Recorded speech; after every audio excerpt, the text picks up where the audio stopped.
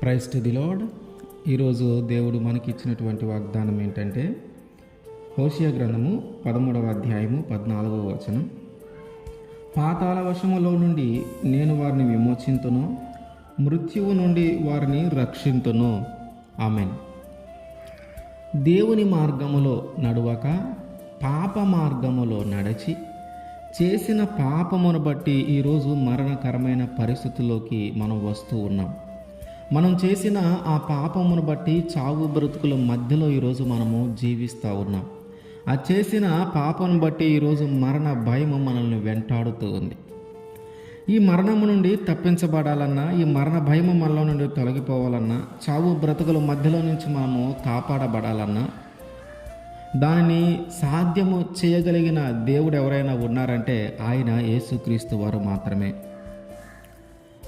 చావు బ్రతుకుల మధ్యలో నుంచి ఒక మనిషిని రక్షించగలిగిన దేవుడు, మృత్యువు నుండి ఒక మనిషిని తప్పించగలిగిన దేవుడు యేసుక్రీస్తు వారు మాత్రమే. అయితే ఇప్పుడు ఆయన ఏం వాగ్దానం చేస్తూ ఉన్నాడంటే మనకి, మృత్యువు నుండి నేను నిన్ను తప్పిస్తాను, మరణ భయము నుంచి నేను నిన్ను విడిపిస్తాను, చావు బ్రతుకుల మధ్యలో నుంచి నేను నిన్ను కాపాడతాను, పాతాళంలో నుండి నిన్ను నేను విమోచిస్తానని వాగ్దానం చేస్తూ ఉన్నాడు. అయితే ఎప్పుడు జరుగుతుంది అంటే ఆయన వైపు మనము తిరిగినప్పుడు. ఇప్పటిదాకా లోక ఆశలను నెరవేర్చుకోవటానికి లోక మార్గంలో మనం నడిచాం. మన హృదయంలో ఉన్న పాపమును నెరవేర్చుకోవటానికి పాప మార్గంలోనే మనం నడిచాం. దానిని బట్టి ఈరోజు మరణకరమైన పరిస్థితిని మనం అనుభవిస్తూ ఉన్నాం. కాబట్టి ఇప్పుడు వీటన్నిటి నుంచి మనం తప్పించబడాలంటే ఖచ్చితంగా ఆయన వైపు తిరిగితే ఆయనే మనల్ని కాపాడతాడు, ఆయనే మనల్ని రక్షిస్తాడు. ఈ లోక మార్గమును వదిలిపెట్టి దేవుని మార్గము వైపు మనము మరలితే, పాప మార్గమును వదిలిపెట్టి యేసుక్రీస్తు వారి వైపు మనము తిరిగితే ఆయనే ఆ మృత్యువు నుంచి మనల్ని తప్పిస్తాడు, ఆయనే ఆ మరణ భయము నుంచి మనల్ని విడిపిస్తాడు, ఆయనే ఆ చావు బ్రతుకుల మధ్యలో మనల్ని కాపాడుతాడు.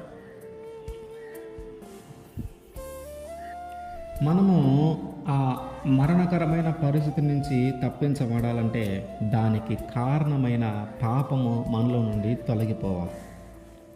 పాపము వలనే మనకి ఆ మరణకరమైన పరిస్థితులు వస్తూ ఉన్నాయి.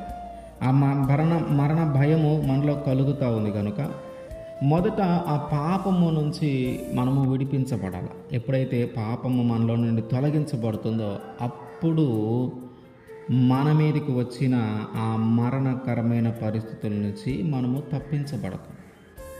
ఈ పాపము క్షమించబడాలంటే మనము ఖచ్చితంగా మన తప్పును మనము గ్రహించి దేవుని యొద్దకు వచ్చి మన తప్పులను మనం ఒప్పుకొని వాటి గురించి పశ్చాత్తాపడి ఆయన ద్వారా మనము ఆ పాపము మనలో నుండి తీసివేయించుకోవాలి.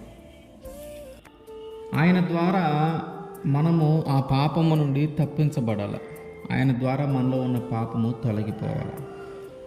మనిషి చేసిన పాపము నుండి మనిషిని తప్పించగలిగిన దేవుడు ఎవరైనా ఉన్నారంటే ఆయన యేసుక్రీస్తు వారే.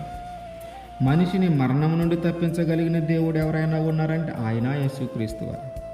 తాను చేసిన పాపము నిమిత్తము ఎవరైతే ఉన్నారో వారు తాము చేసిన పాపము నిమిత్తము పశ్చాత్తాపము కలిగి తన పాపమును ఒప్పుకొని దేవుని సన్నిధికి వచ్చి ఆయన్ని అడిగితే నా పాపమును క్షమించమని ఆయన ఖచ్చితంగా మన పాపమును క్షమించి ఆ పాపం మనలో నుండి తీసివేస్తాడు. కనుక ఆ పాపము వలన వచ్చిన ఈ మరణకరమైన పరిస్థితి మన జీవితంలో నుంచి తొలగిపోతుంది. ఎప్పుడైతే పాపం మనలో నుండి తీసివేయబడిందో ఆ పాపము వలన ఏర్పడిన చావు బ్రతుకుల మధ్య పరిస్థితులన్నీ మారతాయి. ఎప్పుడైతే ఆ పాపం మనలో నుండి తీసివేయబడిందో ఆ పాపము ద్వారా వచ్చిన ఆ మరణ భయము మనలో నుండి తొలగిపోతుంది. కనుక పాపము నుండి తొలగించబడాలి మొదట మనం, అప్పుడు మరణము నుండి తొలగించబడతాం. ఆయన చేస్తున్న వాగ్దానము, పాతాళంలో ఉన్నా సరే నేను నిన్ను విమోచిస్తా, మృత్యువు నుండి నేను నిన్ను రక్షిస్తా, మృత్యువును నిన్ను కాపాడతా, అయితే నీవు నా తట్టు తిరగాల. దేవుని వైపు తిరిగితే అంటే పాపమును వదిలిపెట్టమంటున్నాడు దేవుడు.